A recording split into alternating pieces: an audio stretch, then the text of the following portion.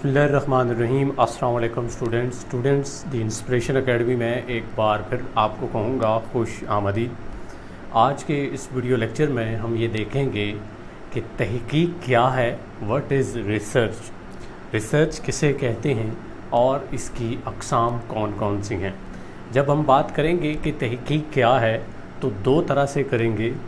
एक तो आम यानी रोज़मर्रा रूटीन की जो तहकीक होती है इसके हवाले से बात करेंगे, और दूसरा खालिस जो तहकीक होती है जिसको हम आम तौर पर एमफिल या पीएचडी लेवल पे करते हैं, कोई डिग्री हासिल करने के लिए, उसके ऊपर बात करते हैं।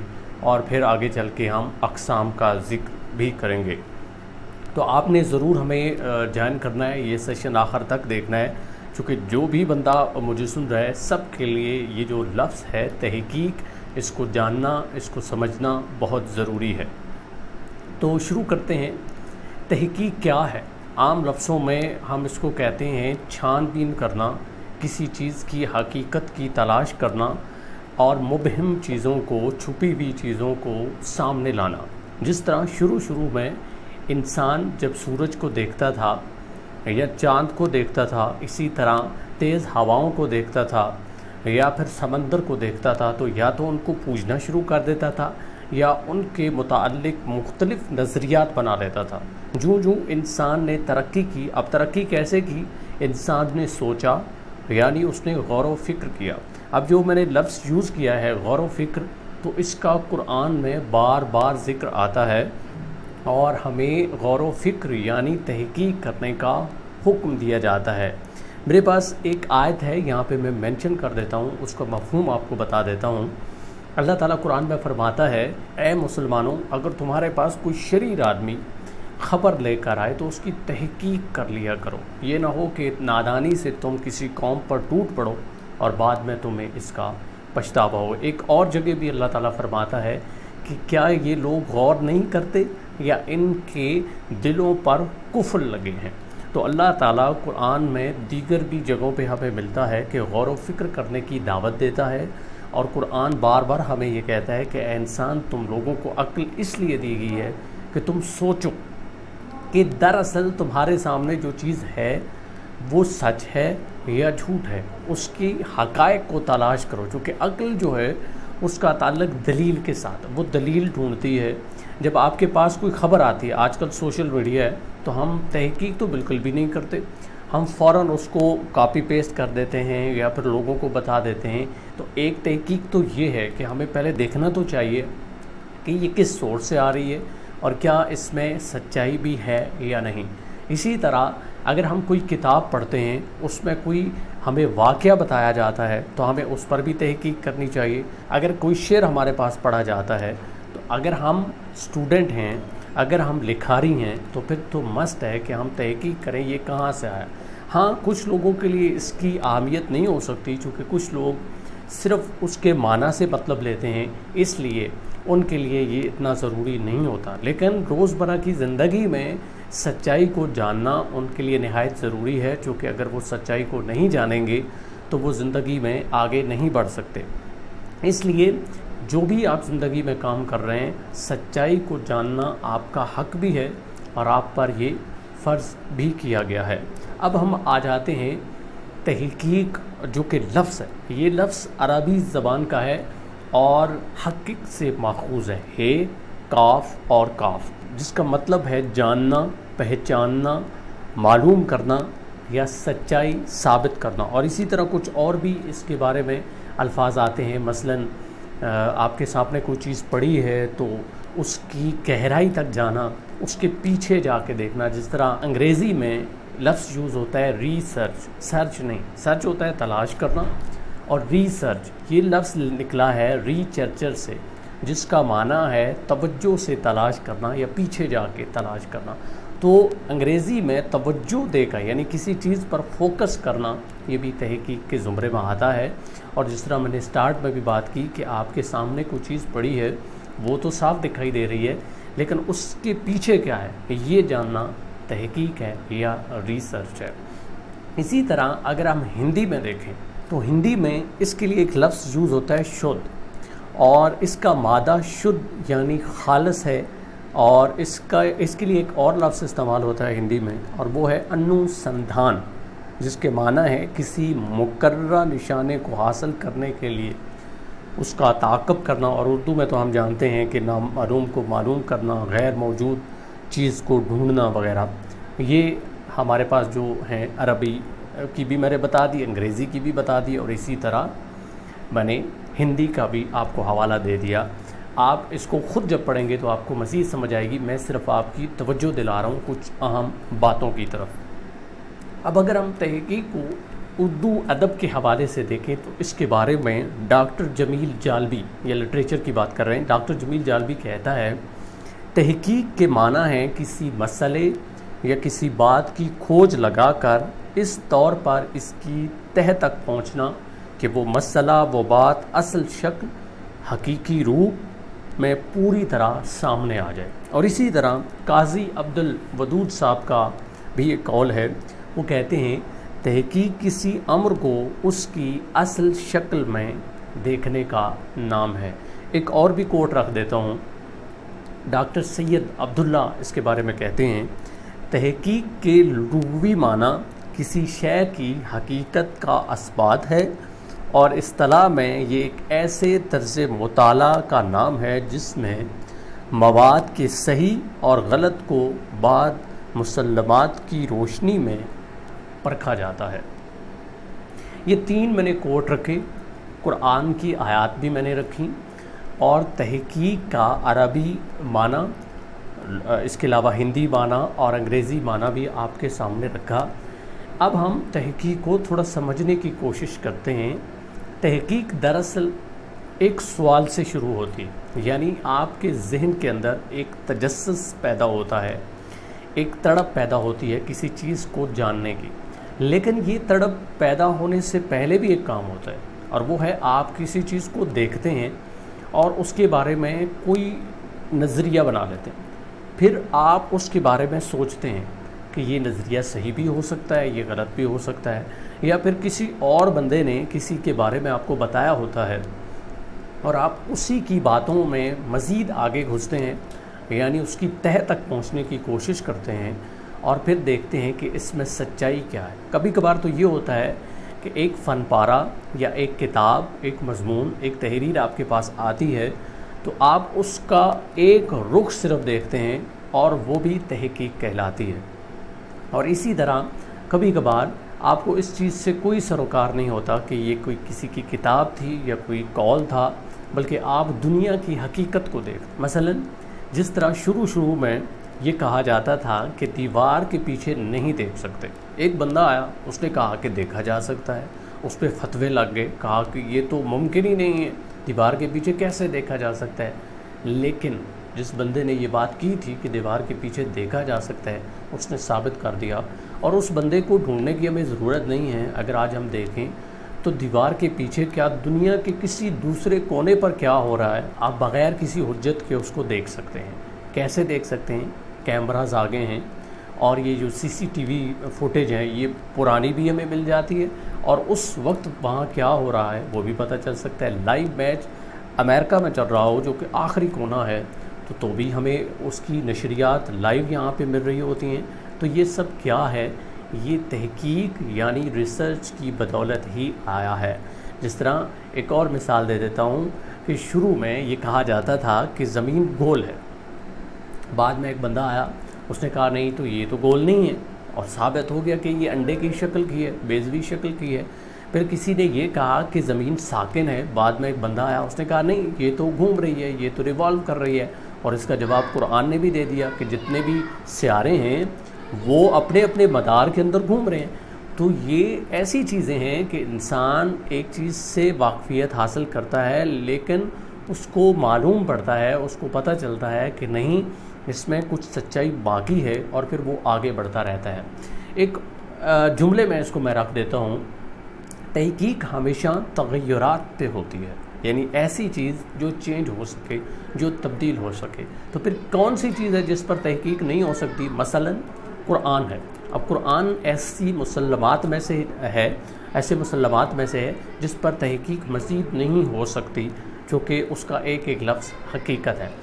تو وہ چیزیں جو تبدیل ہو سکتی ہیں، اس کے علاوہ تمام چیزیں ویسے تبدیل ہو سکتی ہیں، تو ان پر تحقیق کرنا، ان کی سچائی کو جاننا، ان کی کھوج لگانا، یہی دراصل تحقیق ہے۔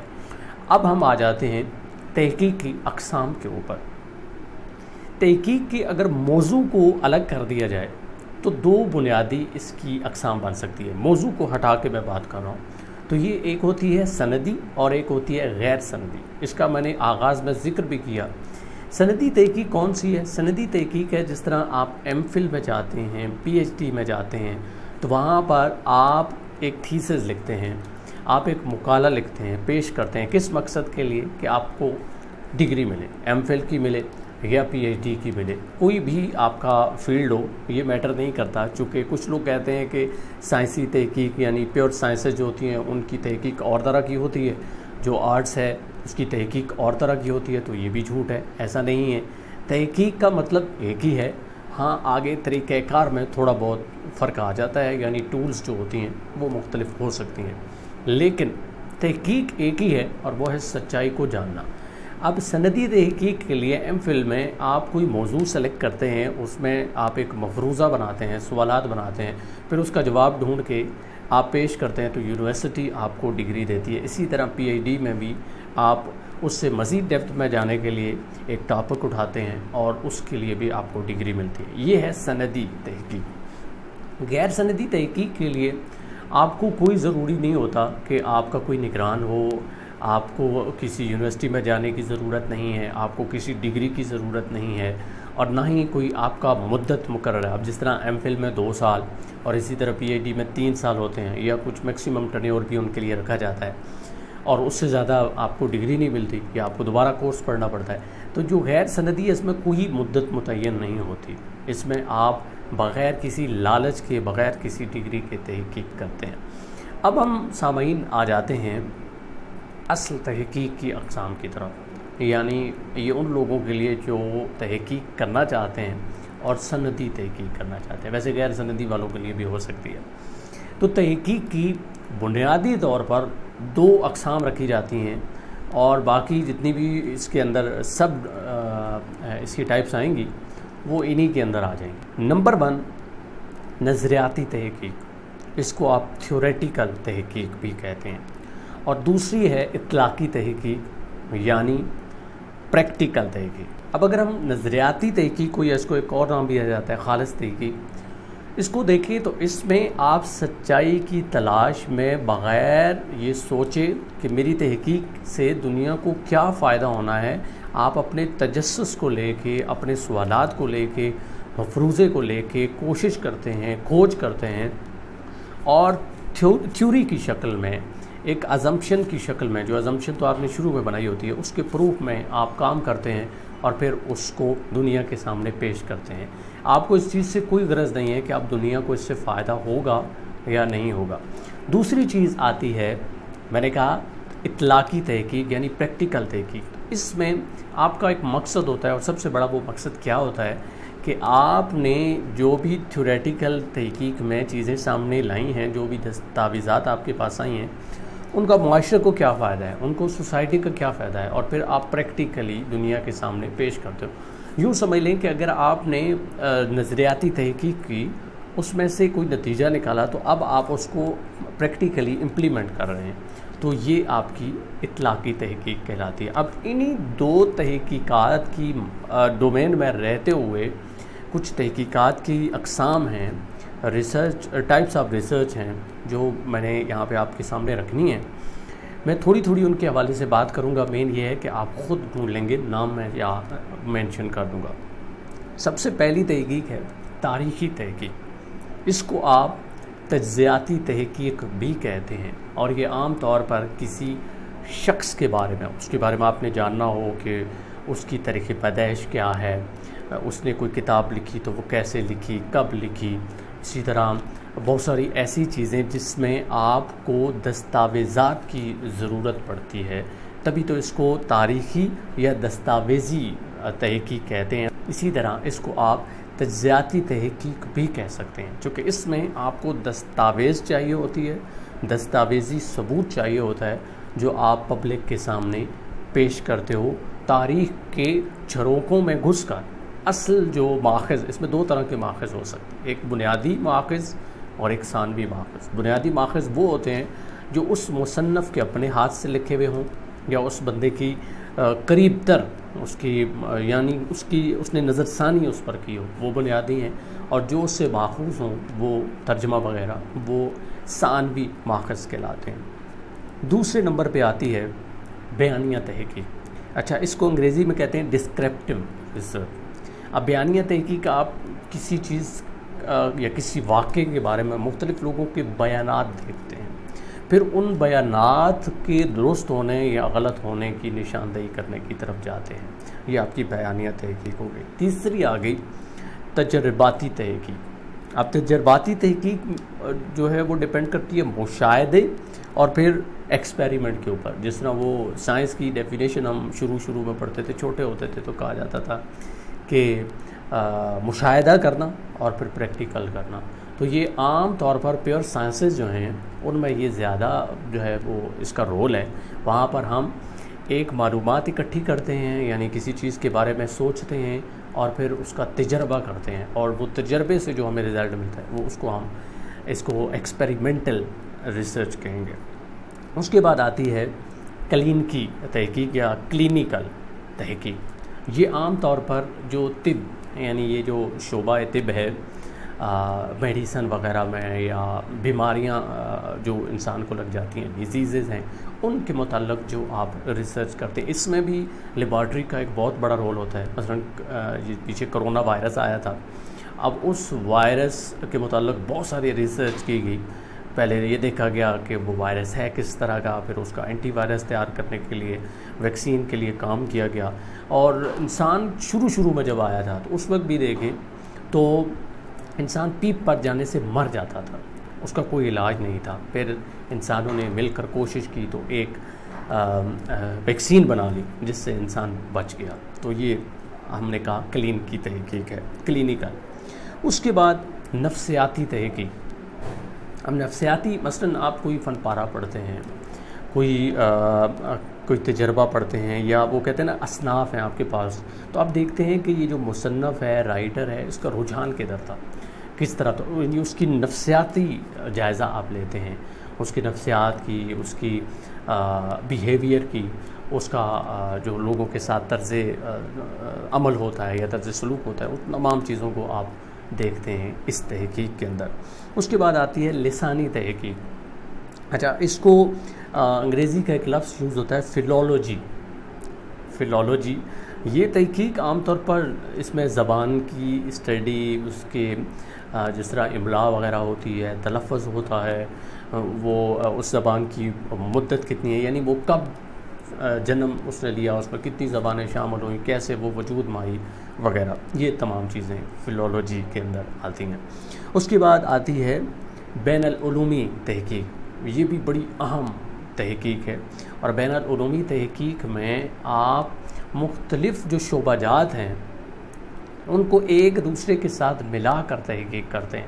یعنی اب کچھ موضوعات ایسے ہوتے ہیں جو کامن ہوتے ہیں مختلف فیلڈ کے ساتھ، جس طرح اوپر ہم نے الگ الگ کیا، تو کچھ ایسی تحقیقات ہوتی ہیں جس میں تمام نہ بھی صحیح تو 5 6 یا 2 3 ایسے شعبے ہوتے ہیں جن کے اندر اس کا رول ہوتا ہے، تو ہم مل کر ایک تحقیق کرتے ہیں، مشاہدہ کرتے ہیں۔